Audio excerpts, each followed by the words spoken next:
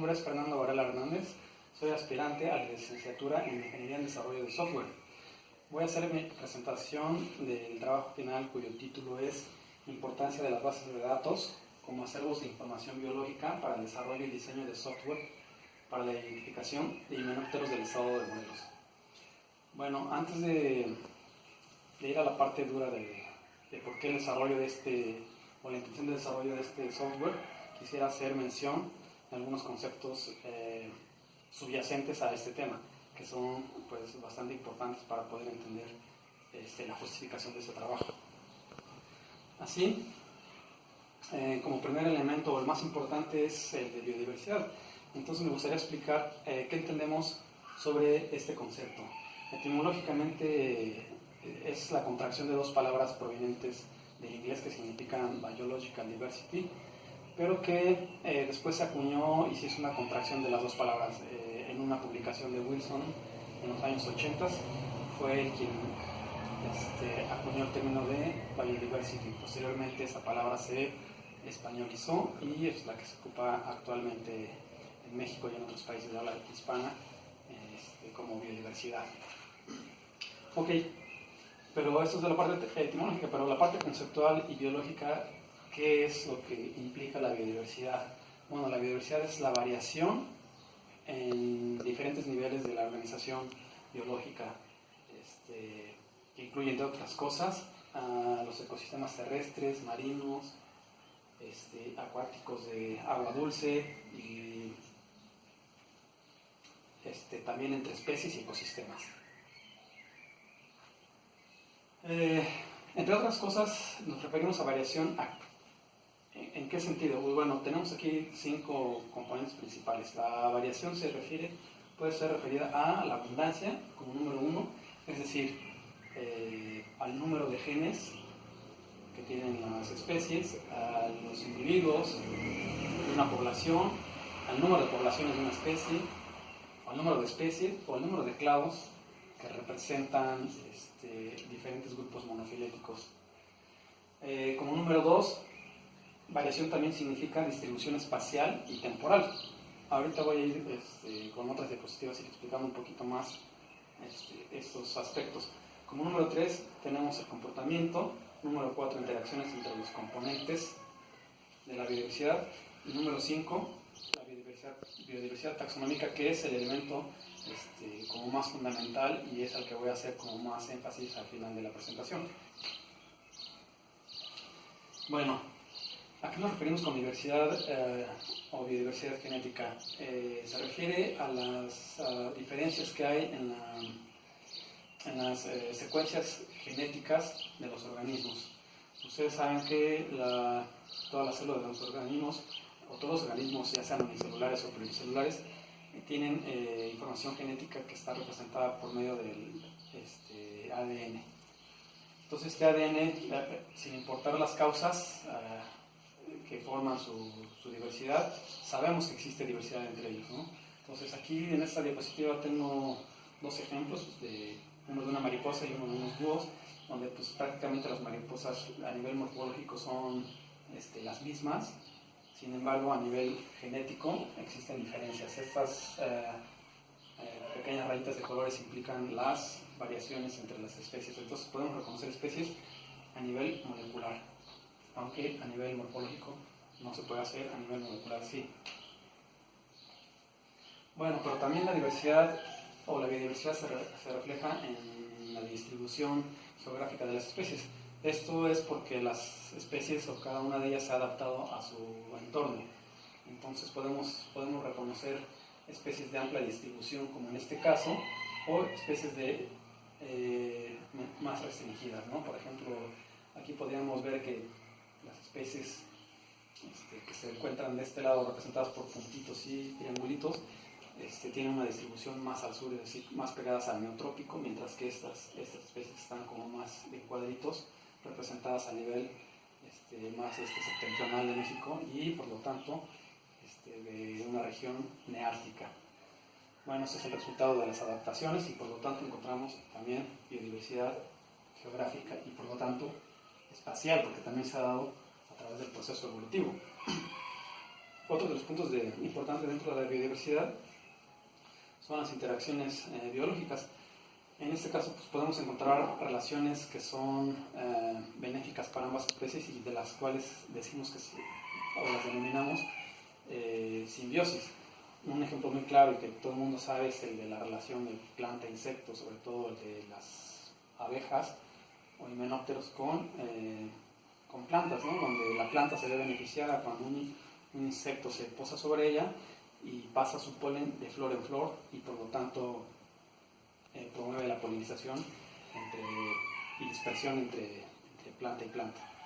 Y por otro lado, el insecto se ve beneficiado porque tiene un alimento, que es el néctar del que se alimentan las abejas, y obtienen un beneficio de ello. Entonces, a este tipo de interacción se le llama mutualista. Pero hay otras que no son tan benéficas, como el caso de un parasitoide. En este caso vemos a otro himenóptero inyectando en esta imagen, algunos huevecillos a esta larva de mariposa, de la que se van a alimentar los huevecillos de manera interna. Puede ser que la mariposa muera o no muera, depende del grado de patogenicidad, digamos, de los huevecillos. Y otra, por ejemplo, en el caso de la depredación, donde vemos un halcón o un águila depredando a un pequeño mamífero, en este caso una ardilla. Y así podemos encontrar muchos otros diferentes tipos de interacciones en la naturaleza. Finalmente, pues tenemos a la biodiversidad taxonómica, que es a la que más nos vamos a enfocar al final, y es la que está representada por las categorías taxonómicas que se determinaron desde Linneo en el siglo XVIII, por ahí de 1750 o mediados de 1750. Aquí tenemos un diagrama de Venn, por ejemplo, que representa los niveles taxonómicos incluidos de grupos dentro de grupos, como expresado en una jerarquía. Entonces, por ejemplo, vemos a los circulitos más pequeñitos que corresponden a las especies, y que esas a su vez están incluidas en grupos un poquito más grandes, que son los géneros, en este color verde un poco más clarito. Pero los géneros a su vez están incluidos dentro de otros grupos más grandes, que son las familias, y así sucesivamente hasta llegar a las categorías más inclusivas, como serían el filum y el reino. Entonces tenemos diversidad taxonómica que podemos reconocer, como ya hemos dicho, por diferentes aspectos de ellas, ¿no? Desde aspectos moleculares hasta la morfología. Ahora bien, ¿qué importancia tiene esto de la biodiversidad taxonómica? Pues bueno, tiene implicaciones a nivel mundial, pero en el caso muy particular de México, que es al que voy a hacer yo énfasis, pues bueno, esta diversidad taxonómica en México, explicada a qué se debe, pues bueno,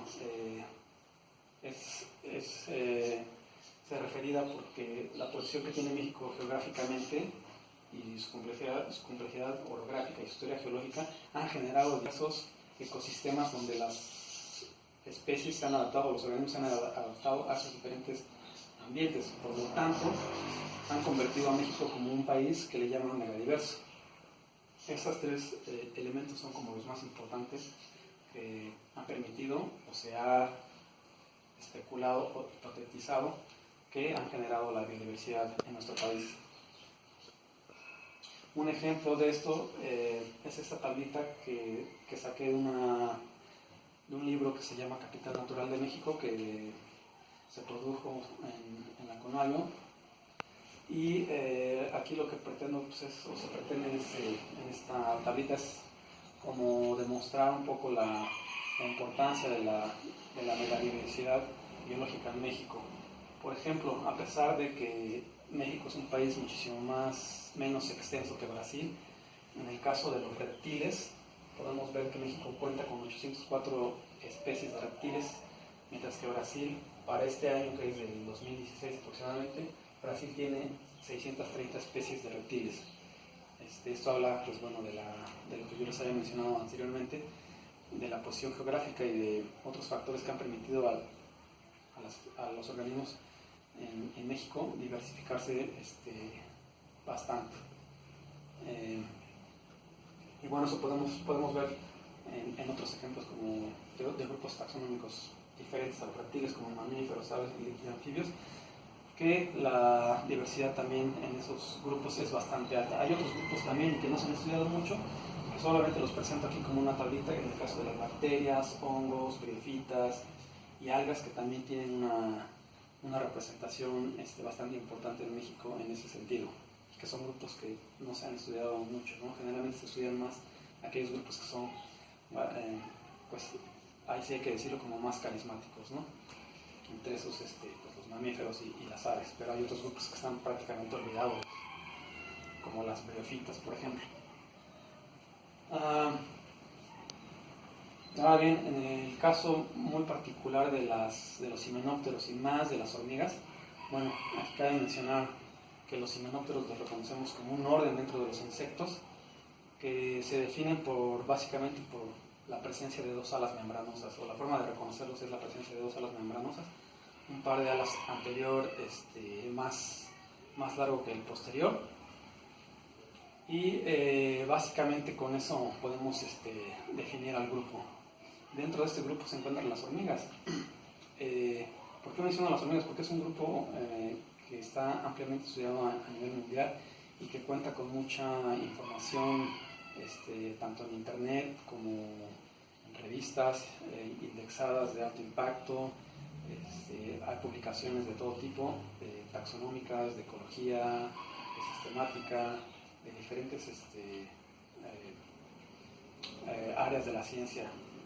En el caso particular de México, hasta 2015, se reconocían 927 especies de hormigas distribuidas en 93 géneros y 11 subfamilias. Si sabemos que a nivel mundial se encuentran 17 subfamilias, pues bueno, 11 subfamilias representan un poco más del 60% de las subfamilias, quiero decir, de hormigas representadas en México, de las que hay a nivel mundial. Entonces eso habla de la riqueza específica de las hormigas en México. Esto es solo un ejemplo, hay muchos otros, seguramente se presenta también en otros insectos como los ignemónidos, los bracónidos y muchos otros grupos de himenópteros que tampoco y desafortunadamente no están estudiados. Bueno, ¿para qué sirve conocer la biodiversidad? Un punto importante es estimar la riqueza específica, y este es uno de los puntos más importantes, porque a través del reconocimiento de la riqueza específica nosotros podemos entonces evaluar otros aspectos dentro de la naturaleza. Por ejemplo, el caso del número 2, que es el de reconocer patrones de distribución geográfica, y el número 3, el de reconstruir la historia evolutiva de sus organismos. Pero también el del aprovechamiento de los recursos ecosistémicos. Entonces, reconocer a las especies de alguna manera nos permite saber cuál es su función dentro de los ecosistemas. En el caso particular de los himenópteros, y más aún de las hormigas, saber a qué especie nos estamos refiriendo nos permite justamente, por lo tanto, saber cómo podemos aprovechar esos recursos. ¿Por qué? Porque si sabemos que una especie es una especie de depredadora de semillas, o dispersora de semillas, o carroñera, o depredadora de otros artrópodos, y que por lo tanto controlan niveles poblacionales de otros insectos que pueden ser dañinos para la agricultura y cosas de ese estilo, entonces podemos aprovechar esos recursos, pero que provienen justamente del reconocimiento de qué especies estamos tratando. Si no sabemos qué especies estamos tratando, pues difícilmente podemos implementar esos conocimientos a otros aspectos de la ciencia, como acabo de mencionar. Entonces, un ejemplo de diversificación biológica pues, es el caso de las hormigas. Aquí presento una diapositiva donde podemos ver solo una muestra